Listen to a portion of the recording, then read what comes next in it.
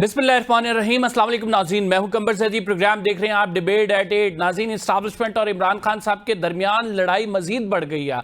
Establishment की जानिब से इमरान खान साहब की रिहाई के हवाले से या इमरान खान साहब को रिलीफ देने के हवाले से जो बातें सामने आ रही हैं, जो मुख्तलिफ ज़राए से बयानात सामने आ रहे हैं, उनसे यह वाज़ेह होता है कि ईद से पहले इमरान खान साहब के बाहर निकलने का कोई चांस नहीं है। इसके बावजूद कि इमरान खान साहब की जो जमानत का केस है 190 मिलियन पाउंड, जो कि अहम तरीन केस है जिसकी वजह से इमरान खान साहब इस टाइम जेल में है, वो 5 तारीख को लगा हुआ है। लेकिन जराए ये कहते हैं, आज अंसार अब्बासी साहब ने भी इस पर खबर की कि कोई चांस नहीं है इमरान खान साहब ईद से पहले बाहर आ जाएं। दूसरी जानिब इमरान खान साहब की जानिब से भी सख्त रवैया अपनाया गया है, सख्त बयानात स्टैब्लिशमेंट के खिलाफ सामने आ रहे हैं। ये लड़ाई क्या रुख इख्तियार करेगी, ये लड़ाई थमने का नाम नहीं ले रही है। इमरान खान साहब भी पीछे हटने को तैयार नहीं है, स्टैब्लिशमेंट भी अपने मौकिफ पे कायम है। आज प्रोग्राम में डिस्कस करेंगे इमरान खान साहब की बॉडी लैंग्वेज क्या थी। फवाद चौधरी साहब उनसे मिलकर आए, बहुत सारी बातें हुई, वो अंदर की बातें आपको बताने की कोशिश करेंगे। दूसरी स्टोरी प्रोग्राम में शामिल करेंगे बजट के हवाले से। बजट आ रहा है, आवाम को क्या रिलीफ मिलेगा, टैक्स रेवेन्यू कितना इकट्ठा हुआ है, IMF की किन शराइत को माना जाएगा, किस किस सेक्टर में हुकूमत रिलीफ देने जा रही है, सैलरीज के हवाले से क्या अपडेट है, ये तमाम कैसर शेख साहब जो हैं मुस्लिम लीग नून के अहम रहनुमा, उनसे ये डिस्कस करेंगे। नाज़रीन, हमें ज्वाइन किया है फवाद चौधरी साहब ने। फवाद चौधरी साहब की इमरान खान साहब से जेल में मुलाकात हुई है, उस मुलाकात का पहले अहवाल पूछेंगे, फिर इनसे क्वेश्चनिंग करेंगे। क्या बॉडी लैंग्वेज थी इमरान खान साहब की, क्या वो चाह रहे हैं, अंदर से क्या मैसेज है, परेशानी है, जज्बा है, कॉन्फिडेंट हैं, चाहते क्या है इमरान खान साहब? देखिए, पहली बात तो यह है कि बॉडी लैंग्वेज और मेंटली फिजिकली तो वो सुपर फिट है, उसमें तो कोई दो राय नहीं। He looks much younger than his age, exercise करते हैं और उनको बातें भी जो है वो मेंटली तौर के ऊपर भी बिल्कुल सुपर फिट है। कोई फ़र्क नहीं लगता कि वो 2 साल हो गए हैं जेल में और वो भी कैद तन्हाई में, जो बड़ा मैं समझता हूँ 666 दिन बहुत एक मुश्किल काम है। मैं तो 6-7 महीने रहा हूँ। आई कैन इमेजिन कि जो वहाँ पे उनकी मिजरी है, जिस किस्म के हालात में उनको रखा गया है। बहुत दिलेर आदमी है और सिर्फ उन जैसा दिलेर आदमी ही ये जो कष्ट है ये काट सकता था। और मेरे ख्याल में उन्होंने बड़ी एक वाहिद अब एक किला है जिसकी तस्खीर बाकी है पाकिस्तान को एक मुकम्मल डार्क एजेस में ले जाने के लिए। अदरवाइज़ तो आपके सामने है, जुडिशरी ख़त्म हो गई, आइन ख़त्म हो गया, दलील ख़त्म हो गई। इमरान खान ही एक अकेला वो किला बाकी है जिसको तस्खीर करना है पाकिस्तान को एक मुकम्मल डार्क एजेस में ले जाने के लिए। तो वैसे तो बिल्कुल सही है। बाहर मौजूद जो क़यादत है इसके बारे में क्या कहते हैं? देखिए, बात प्रॉब्लम यही है, इमरान खान साहब से ज़ाहिर है बहुत मोहब्बत का ताल्लुक़ है, बहुत मोहब्बत का ताल्लुक़ है, रिश्ता है। मैं उनसे यही बात करता हूँ कि देखें, सिर्फ जो है वो ख्वाहिश तो काफ़ी नहीं होती ना। अब हमारी जो स्ट्रेटजी है उसमें बहुत फ्लॉज हैं। आपने एक ऐसी लीडरशिप को हमने सारा दिया हुआ है काम, जिनकी टोटल पॉलिटिक्स 8 से 12-14 महीनों की है। उनको कुछ पता नहीं है स्ट्रेटजी क्या बनानी है, क्या नहीं करनी। हर 4 महीने बाद, 6 महीने बाद हम सुनते हैं जी तहरीक चला दें। तहरीक कैसे चला दें? ना आपने फियर फैक्टर ख़त्म करने के लिए कोई काम किया, ना आपने कोई तंजीम क्रिएट की, ना आपने जो है वो माहौल बनाया कि जिसके अंदर तहरीक चलाई जा सके।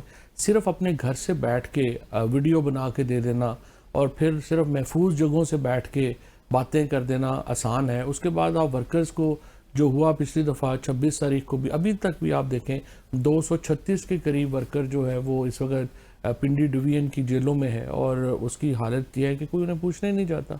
तो इस तरह तो नहीं तरीके चलती हैं। आपने मूवमेंट तो वो बाहर, और इमरान खान का प्रॉब्लम यह है कि ऑब्वियसली वो जेल में हैं, उनकी मुकम्मल मालूमात इस तरह की है नहीं। उन्होंने जो स्ट्रेटजी बनानी है वो इन लोगों के ऊपर डिपेंडेंट है। ये लोग इस काबिल नहीं है कि डिलीवर कर सकें। So we are in a chaos। नहीं तो आप क्या समझते हैं कि ये जो इमरान खान साहब ने अब अनाउंस किया कि ईद के बाद तहरीक चलेगी, इमरान खान साहब खुद उसे जेल से लीड करेंगे, ये इस्लामाबाद बेस्ड नहीं होगी, ये मुल्क की तहरीक होगी, उसका क्या रिजल्ट निकलेगा? लेकिन PTI की इस वक्त पॉपुलैरिटी के ऊपर तो दो राय नहीं है। इस वक्त अगर कोई पार्टी जो स्ट्रीट मूवमेंट चलाने की अहलियत रखती है वो तो PTI है। प्रॉब्लम सिर्फ ये है कि इन्होंने तहरीक चलाने से पहले की जो स्ट्रेटजी होती है वो मुझे नज़र नहीं आती। अगर अगर तहरीक चलानी थी तो सबसे पहले तो देखो ना 9 फरवरी को चलानी थी, जब पूरा पाकिस्तान जो था वो आपके साथ खड़ा था और आपने देखा कि इलेक्शन आपके सामने चोरी हो रहा है। वो 2-3 लोग जिसमें शिबली फराज सर फहरिस्त हैं, जिन्होंने कहा कि हम तहरीक नहीं चलाएंगे और हम पार्लियामेंट में रोल अदा करेंगे, उन लोगों को तो आपको पार्टी से निकाल देना चाहिए। कौन है वो 2-3? एक शिबली फराज उस दिन कोर कमेटी की मीटिंग हुई ना। आप जो लोग पीटीआई, मैं तो जेल में था, लेकिन जो पीटीआई के लोग जो कवर करते हैं, उस दिन कोर कमेटी की मीटिंग में जिन लोगों ने कहा कि तहरीक नहीं चलानी चाहिए और हमें पार्लियामेंट में जाना चाहिए, वो तो मुजरम है पीटीआई के। और शिबली फराज तो 100% उनमें शामिल थे, और लोग थे। इन लोगों को पार्टी में इमरान खान ने रखा। शिबली फराज, सलमान अकरम राजा, बैरिस्टर गौहर, ये बाकी लोगों के नाम आप अपने रिपोर्टर से पूछ सकते हैं जो लोग उस कोर कमेटी की मीटिंग में थे। मुझे तो शिबली फराज का पता है कि इन्होंने एक तकरीर की थी पूरी कि कोई ज़रूरत नहीं है और हमें पार्लियामेंट में रोल अदा करना है और बला बला। लेकिन जो भी उस वक्त लोग मौजूद थे डिसीजन मेकिंग में और उन्होंने तहरीक नहीं चलाई, वो पीटीआई के मुजरम हैं, पाकिस्तान के मुजरम हैं। उसके बाद आपने जब 26 नवंबर का मामला आया, उसको मिसमैनेज हो गई, आप जो है वो नहीं उसके ऊपर कर सके। उस वक्त सेक्रेटरी जनरल साहब जो है वो अपने घर के ऊपर बैठे हुए अपनी वीडियोस जो है वो भेज रहे हैं। सेक्रेटरी इन्फॉर्मेशन पेशावर से इधर आने की जरूरत नहीं करते। तो लोगों के साथ फिर ज्यादती ना करें। आप जब इमरान खान को मिलते हैं, आप कहते हैं कि लाखों करोड़ों लोग बस आपकी एक कॉल पे बैठे हुए हैं, आप बाहर आ जाएं, खुद आप घरों में छुप के बैठ जाते हैं। और देखें ना, जो भी जुल्म ज्यादतियाँ हुई हैं वो तो हम लोगों के साथ हुई ना, जो 9 मई से पहले पीटीआई में। इन लोगों के साथ कुछ भी नहीं हुआ। ये लोग तो बाहर भी जाते हैं, आपने देखा होगा रोज़ कभी कनाडा है, कभी अमेरिका है, कभी लंदन है, वहाँ फंडिंग भी करते हैं, यहाँ वापस भी आते हैं और मौज मेला भी चल रहा है। एक पर्चा भी कभी नहीं हुआ, कभी किसी कोर्ट में भी नहीं जाना पड़ता। और सारी मुसीबतें जो हैं वो हम लोगों ने सही हैं।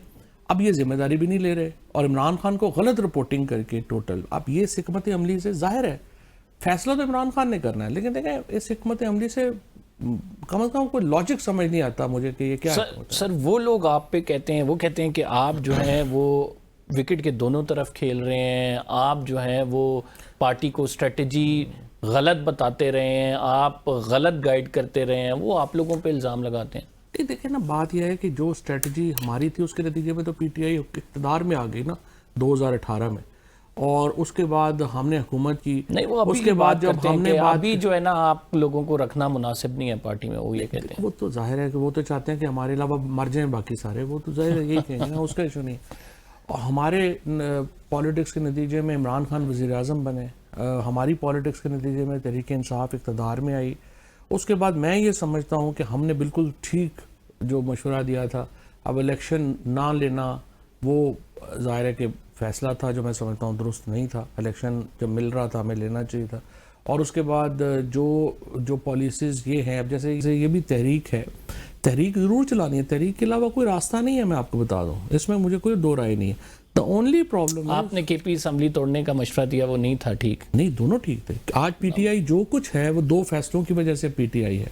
आपने जब असम्बलियों से बाहर आए और आप हुकूमतों से बाहर, को सबसे बड़ा गम ये है कि मिली हुई इक़्तिदार कौन छोड़ता है और किस तरह से ये जमहूरियत के हामी हो गए। जिन 2 जगहों पे हमने नहीं छोड़ा, वहाँ क्या हुआ? जीबी में और कश्मीर में नहीं छोड़ा ना, वहाँ पार्टी किधर रहेगी? उस टाइम आप ले दे कर लेते कुछ नहीं, किधर रहेगी पार्टी, किधर चली? नहीं, पार्टी वो तो जाहिर बात है, आपने एक्सट्रीम पोजीशन ले ली ना उस टाइम। आप 2 असम्बलियों से बड़ी असम्बलियों से निकल गए। आप अगर इमरान खान होते और आप एक्सट्रीम पोजीशन ना लेते, ये आपका फैसला था।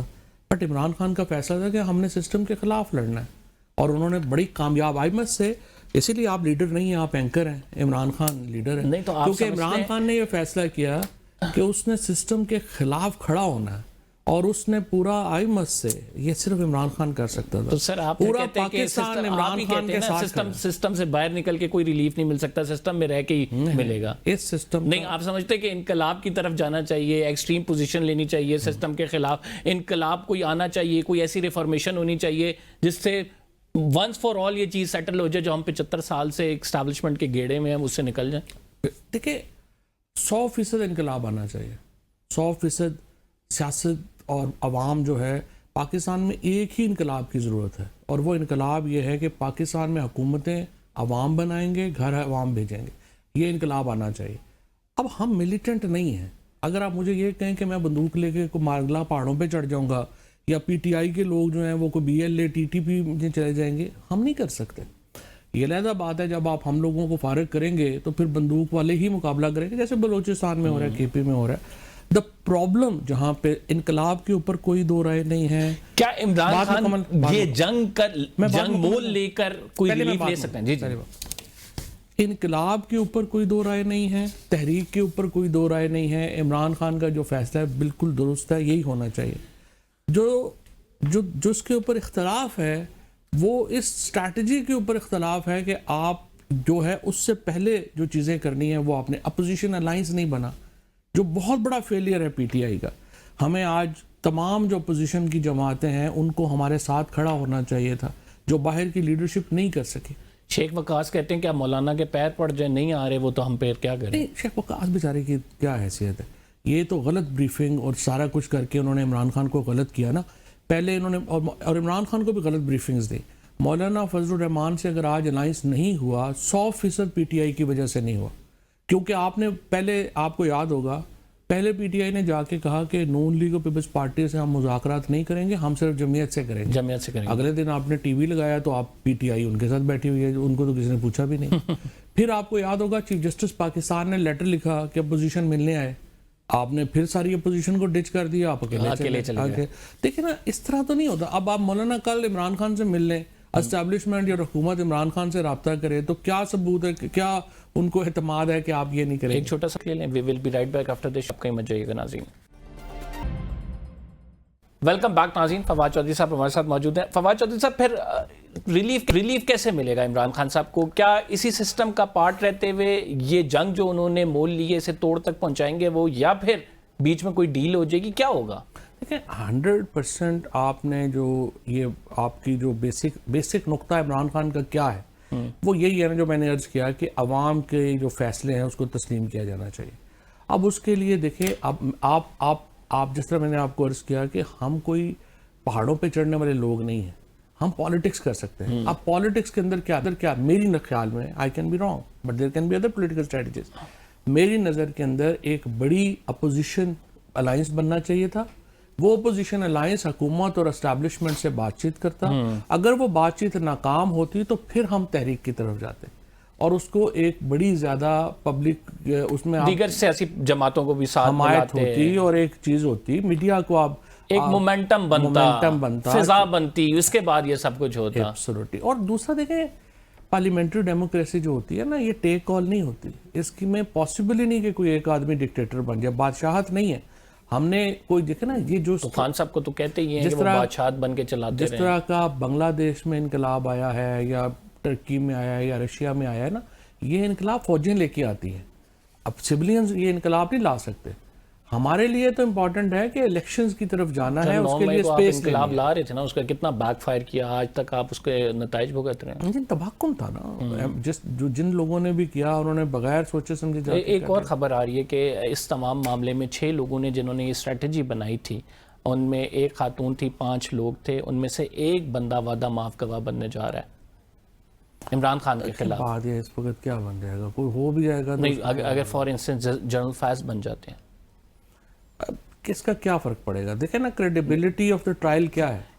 कल फैसल वाडा ने स्टेटमेंट दी है, जिस तरह से इमरान खान साहब के बयान, तो हमारा दोस्त है, पहले उसने कहा बुशरा बीबी बन रही हैं, फलाना बन रहा है, प्रेस कॉन्फ्रेंस कर रहे हैं, वो तो करता है। फौजी ट्रायल नहीं होगा, होगा पूरी दुनिया में हम बदनाम होंगे।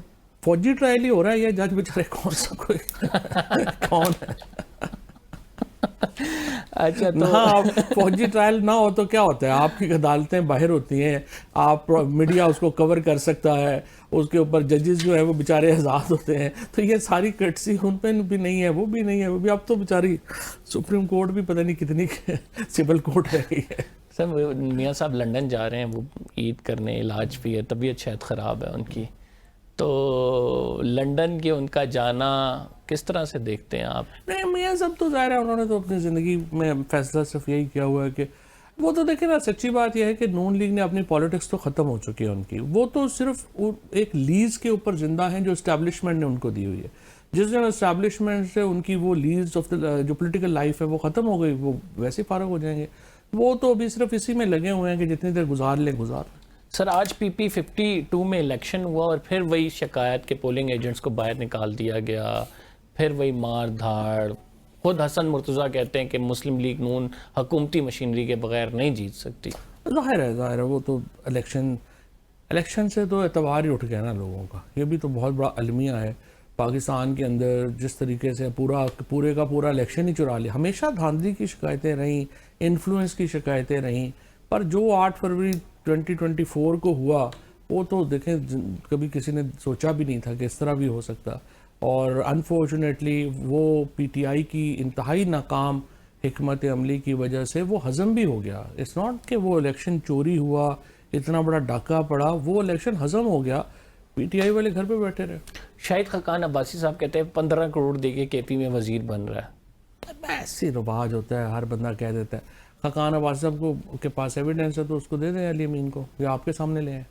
वैसे ये होता है कि 15 करोड़ दे के वजीर बन जाए फिर वो रिकवरी फिर 1.5 अरब की? कैसे हो सकता है, बड़ा इम्पॉसिबल है। कैसे ऐसे लोग होते हैं, प्रेशर ग्रुप्स होते हैं असम्बलीज के अंदर, वो ऐसे मिनिस्टर्स कैसे लग सकते हैं? ऐसे बातें हैं कहने केपी में पीटीआई की परफॉर्मेंस को कैसे देखते हैं? पीटीआई की परफॉर्मेंस सिर्फ एक ही क्राइटेरिया है जज करने का कि इमरान खान को वो बाहर ला सके या नहीं ला सके। KP government has miserably failed.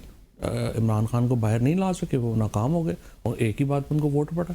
सिर्फ डिलीवरेंस की बात करें, डिलीवरेंस को इम्पोर्टेंट ही नहीं है ना। लोग उसको, ना अली अमीन गंडापुर को या केपी की गवर्नमेंट को लोगों का ये मैयर है देखने का कि उन्होंने सड़कें कितनी बना दी हैं, अस्पताल कितने बना दिए हैं, एक ही मैयर पे उनको। This is the dilemma. It's not the dilemma. You are actually focusing on that single person instead of the whole population जो क्या उस सूबे किया। अगर अली अमीन साहब जिनको वोट इस वजह से मिला है गवर्नेंस के लिए, और वो वहाँ पे खैबर पख्तूनख्वा की आवाम को देखने के बजाय तरीकें लीड करेंगे, तो आपका क्या ख्याल है कि ये बड़ी ज़बरदस्त बात है? कमर मसला ये है ना, इमरान खान कोई फवाद चौधरी या कंबर ज़ैदी नहीं है। Imran Khan represents the people of Pakistan, he represents the sovereignty of people of Pakistan. अगर जिस शख्स के लिए आपको वोट पड़ा है, इमरान खान के नाम के ऊपर हर एमपीए जो पीटीआई का वहाँ से जीता है, उसकी अपनी कोई पोजीशन ही नहीं है, और ख़ुद भी वो यही कहते हैं। उनको एक ही शख्स के नाम के ऊपर वोट पड़ा, और इमरान खान के पीछे लोग कौम क्यों खड़ी है? इसलिए खड़ी है कि ही represents the sovereignty of the people of Pakistan.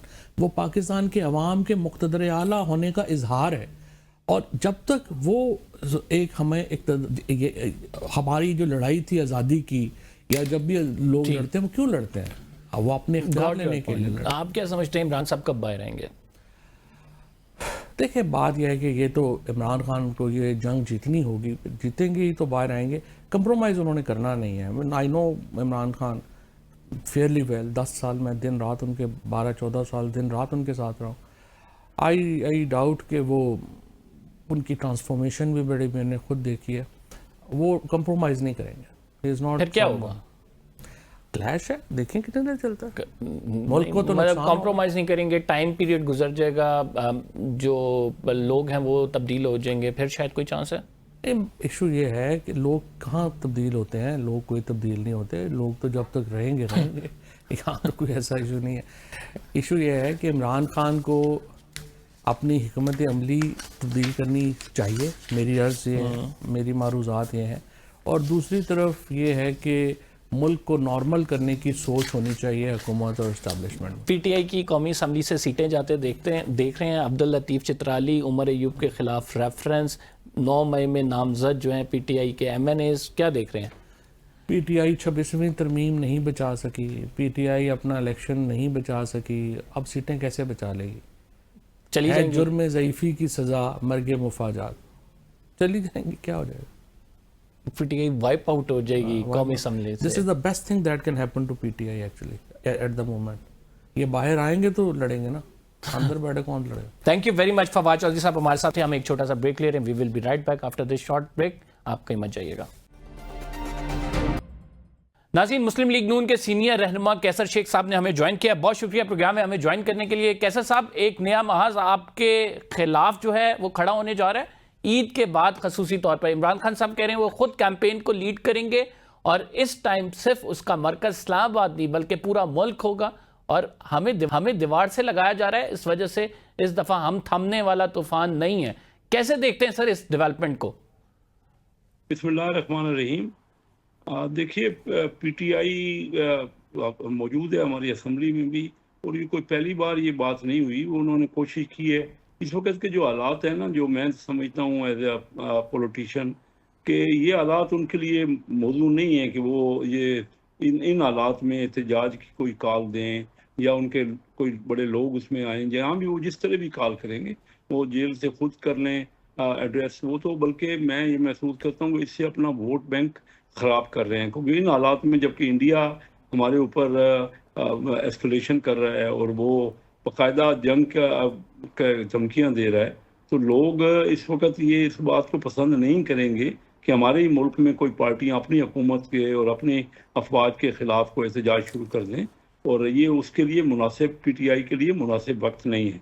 बाकी उनकी मर्जी है, पॉलिटिकल पार्टी हैं, और एहतजाज हमारे आइन में का हिस्सा है। अगर वो खुद भी बधिर हैं इस पे, तो वो अपने आप का ही नुकसान करेंगे। हम पूरी तरह तैयार हैं, हम उनको उनसे बातचीत करने के लिए भी तैयार हैं, और उनको फेस करने के लिए भी तैयार कैसे हैं। साहब, आप समझते हैं उनको वो ब्रीथिंग स्पेस नहीं मिल रही है जो कि वो लेना चाह रहे हैं, और उसकी वजह यह है कि ना ही उनके लोगों से उनकी मुलाकातें कराई जा रही हैं, ना ही उनके जमात को जलसे जुलूस या रैली करने दी जा रही है, ना ही उनको किसी अहम मशवरे में शामिल किया जा रहा है। आप समझते हैं किसी भी आपकी सियासी पार्टी पे भी चूंकि ये वक्त गुजरा है, तो इस तरह की पॉलिटिकल सफोकेशन नहीं होनी चाहिए, मामलात को आगे बढ़ना चाहिए, मुज़ाकरात की तरफ आना चाहिए, लेकिन जो है ऐसा हो पा नहीं रहा। इसमें तो कोई दो राय नहीं है कि पॉलिटिकल पार्टीज को आपस में डायलॉग से मसाइल का हल करना है। वो डायलॉग पे आए कब है?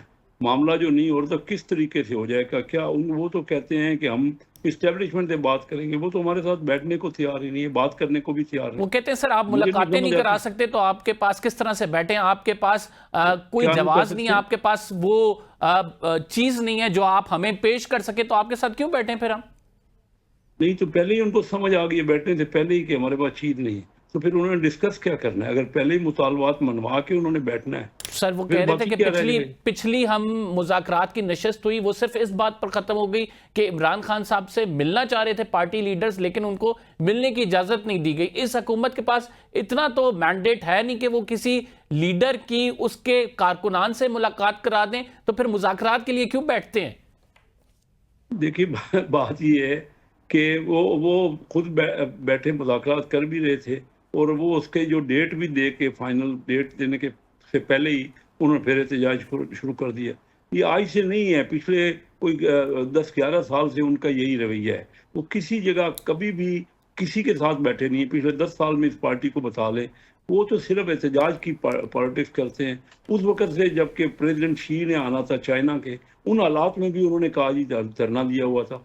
अब मुझे बताइए कि इन बातों से वो अगर कई बार तो कह चुके हैं कि हम इस्टेब्लिशमेंट से बात करेंगे, इस्टेब्लिशमेंट कहती है हम आपसे बात नहीं करेंगे, आप डायरेक्ट पॉलिटिकल बात करें। अभी पॉलिटिकल पार्टी अगर ये कहे, एक तरफ तो जमहूरियत के उनके दावे और उनके सारे के बड़े वो चाहते हैं कि मुल्क में हर जगह प्रिवेल करे इंसाफ, और दूसरी जगह वो बात ही सिर्फ नहीं करते कि वो कहते हैं हम इस्टेब्लिशमेंट से बात करेंगे।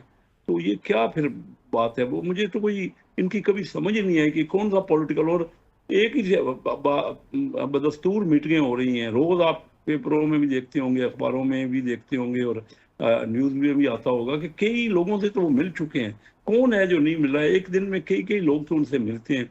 तो जो जो डिसीजन लेते हैं वो तो सिर्फ एहतजाज की बात करते हैं। वो उनका राइट है। देखिए, मैं तो कोई उनको एहतजाज से मना नहीं कर सकता, लेकिन मैं ये ज़रूर उनको एडवाइस कर सकता हूँ एज देयर फ्रेंड्स कि ये कोई अच्छा रवैया नहीं है मुल्क के लिए। मुल्क इस वक्त हमारा बहरान में है, और ये सूरत हाल ऐसी नहीं है कि हम इसमें आपस में कन्फ्लिक्ट करें।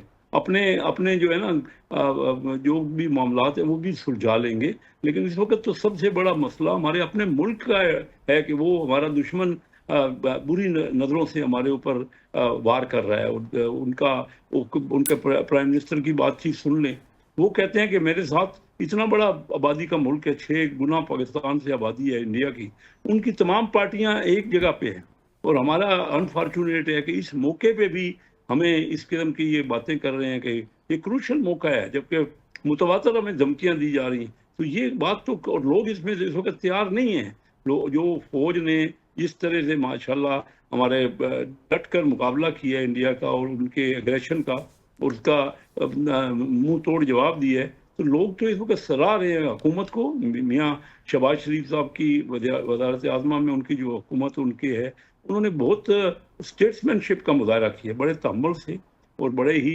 बुर्दबारी से उन्होंने कैसे सारे साहब, मामलों को उनके हैंडल और किया। आपके दरमियान जो एक बड़ा तनाज़ा है वो फॉर्म 45 फॉर्म 47 का है। आज तो आपके अपने इत्तेहादी ये बात कर रहे हैं कि पीपी 52 सियालकोट में जो इलेक्शन था, हसन मुर्तज़ा साहब पीपल्स पार्टी के रहनुमा कहते हैं कि मुस्लिम लीग नून सिर्फ 47 से जीतना जानती है और इसी वजह से पोलिंग एजेंट्स को निकाल बाहर करती है, अपनी मर्जी से जो है रिजल्ट्स मैनिपुलेट कर देती है। तो इसको किस तरह से देखते हैं? यानी आपके अपने इत्तेहादी भी वही सवाल उठा रहे हैं जो कि इमरान खान साहब और पीटीआई उठा रहे हैं? और सिर्फ हसन मुर्तज़ा साहब मेरे इत्तेहादी, हमारे इत्तेहादी तो हैं ही, लेकिन वो मेरे हल्के से मेरे साथ इलेक्शन कंटेस्ट किए है। और वो मुझे बताइए कि हमारे फैसलाबाद डिवीजन के 4 डिस्ट्रिक्ट है जहाँ से हसन मुर्तज़ा भी इलेक्शन लड़ते हैं। चंजोट डिस्ट्रिक्ट है और झंग डिस्ट्रिक्ट है, फैसलाबाद डिस्ट्रिक्ट है और टोबा टेक सिंह डिस्ट्रिक्ट। इन 18 में से 15 सीट जीत कर तो पीटीआई के मेंबर एमएनए बैठे हैं, सिर्फ 3 सीटें हम, और फिर भी उनका इतराज खत्म नहीं हो रहा। किस तरह, उन्होंने खुद देखा है इलेक्शन किस तरह हुआ है। 18 में से 15 सीटें पीटीआई ने जीती हैं इस पूरे जो जी हाँ पीपल पार्टी के वो तो रहनुमा है, लेकिन उन्होंने देखा है कि पीटीआई ने जीती है। और जो इलेक्शन उन्होंने खुद इलेक्शन लड़ा है, कभी उसकी कंप्लेंट नहीं की, उन्होंने अपने इलेक्शन की भी। तो बात ये है कि कौन सी वो बात करते हैं फॉर्म 47 और 45 की। मुझे तो सिर्फ ये बता दें कि पीपल पार्टी तो हमारा एलाई पार्टी है, हमारे साथ मिल के बैठी हुई है। और मैं नहीं समझ आता आज तक कि पीपल पार्टी को इस किस्म की बातों से परहेज करना पीपल्स पार्टी चाहिए। कहती है हुकूमती मशीनरी का इस्तेमाल किए बगैर आप इलेक्शन जीत ही नहीं सकते हैं। तो फिर वो हमारे साथ बैठे किस लिए है? तो ये अलाई पार्टी है हमारी, मिलके तो हम असेंबली में एक दूसरे की सपोर्ट कर रहे हैं। अब वो जब चाहें पीपल पार्टी वाले, वो तो देखिए किसी पार्टी की सिंगल मेजॉरिटी नहीं है इस असेंबली में, मिल के कोलिशन गवर्नमेंट है, अदरवाइज तो हम कोई चीज़ पास नहीं करवा सकते।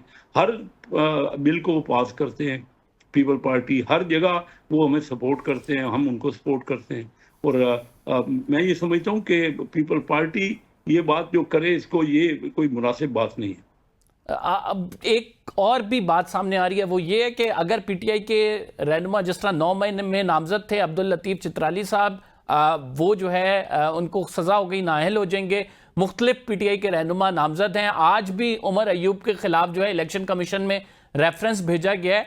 तो आप समझते हैं कि पीटीआई की अगर नशस्तें खाली होती हैं, उन पर बाय इलेक्शंस होते हैं, नून लीग आ जाएगी, पीपल्स पार्टी का उसको इतना खौफ नहीं रहेगा, सिचुएशन चेंज हो जाएगी, इस वजह से ये तमाम चीज़ें हो रही हैं?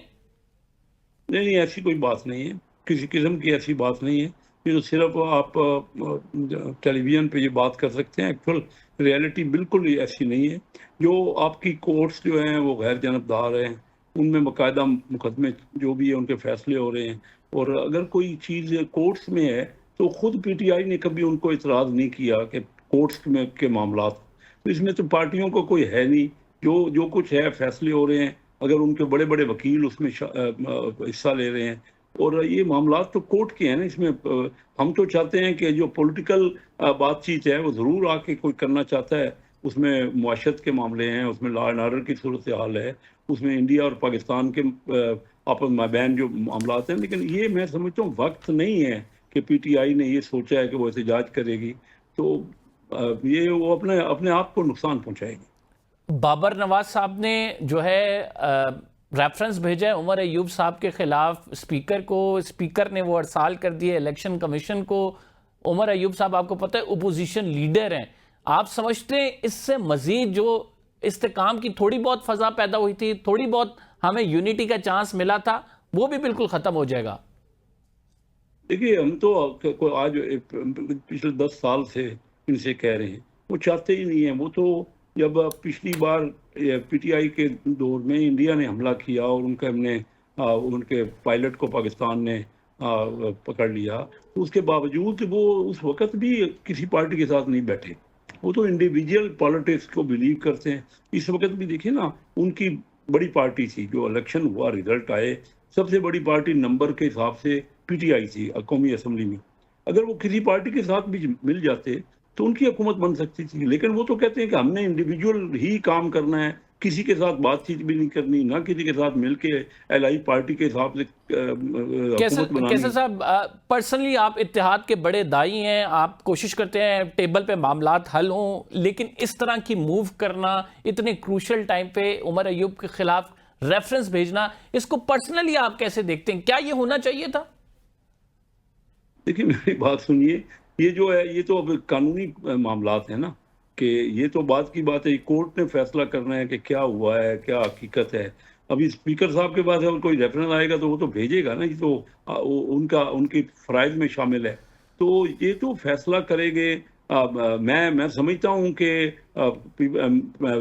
पीटीआई को बैठकर मुज़ाकरात करने चाहिए, नहीं तो ये मामलात तो दूर तक जा ही रहे हैं। जब दोनों तरफ से वन साइडेड, दोनों तरफ से, मैं गलत कह गया, मतलब है उनकी तरफ से हमेशा यही बात होती रही। हम तो कह रहे हैं कि आके बैठिए, बातचीत तो दोनों तरफ से होनी चाहिए ना, मुज़ाकरात होने चाहिए। हमेशा पॉलिटिकल पार्टियों में इख्तलाफात होते हैं, लेकिन मिल बैठ के ही मसाइल का हल निकलता है। या आप बता दें और क्या तरीका है। हम तो अभी भी उनको कह रहे हैं कि अगर वो मुनासिब समझते हैं तो पॉलिटिकल पार्टियों से या आके मुज़ाकरात कर लें, ताकि सियासी मामलात को सियासी तरीके से सुलझाया जाए।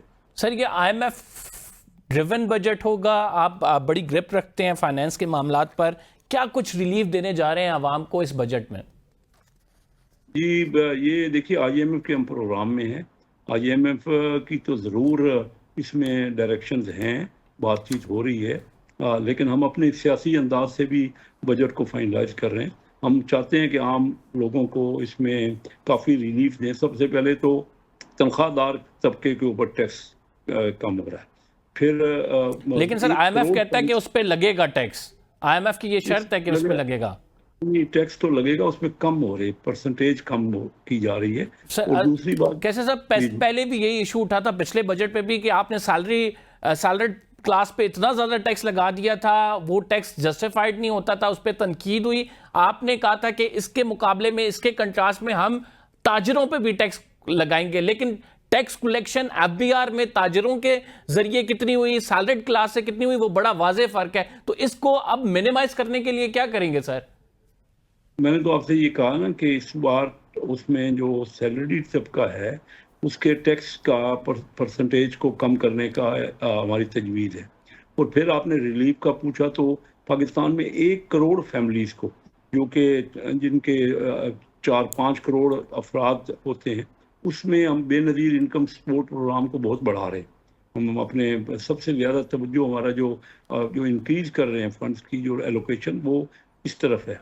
और फिर सैलरी तबके को मैंने बताया। फिर हम कोशिश कर रहे हैं कि SME जो इंजन ऑफ ग्रोथ होते हैं, तो उनको ज़्यादा बैंक के कर्जे दिए जाएं, कि उनके पास कर्जा लेना बहुत मुहाल होता है, उनको आसान कर रहे हैं उनको, ताकि वो आसानी से कर्जे ले सकें।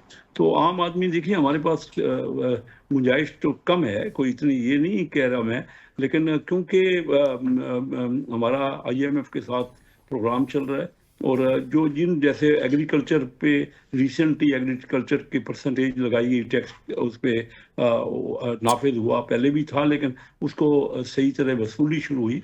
तो इन मामलात को हमने एडिशनल रेवेन्यू भी हासिल करना है, और जो भी बेनिफिट होंगे हम तकरीबन 1000 अरब रुपए की जो तरक्याती प्रोग्राम है वो कर रहे हैं। सर, जिसमें एडिशनल रेवेन्यू तो टैक्स कलेक्शन के थ्रू उनसे हासिल होना है जो इलीट क्लास हैं, जो इस मुल्क में चोरी भी करते हैं, टैक्स देते भी नहीं हैं, उसके बाद उनके पास इतने ज़खायर भी मौजूद हैं, तो उनके खिलाफ क्रैक डाउन होना चाहिए, उनसे टैक्स वसूलियां होनी चाहिए, उनको पकड़ना चाहिए। लेकिन हुकूमत अभी तक इसमें नाकाम नजर आ रही है। Last question to you. नहीं, बहुत ज्यादा टैक्स, इनकम टैक्स तो बहुत ही बड़ा है।